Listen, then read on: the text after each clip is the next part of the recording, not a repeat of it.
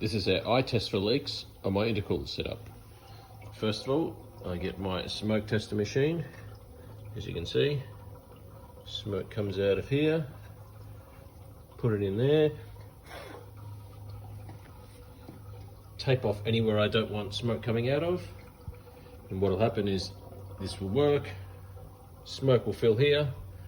And if we've got any leaks, you'll see some smoke such as here. So I think I'm going to have to replace the O-ring on this blow-off valve.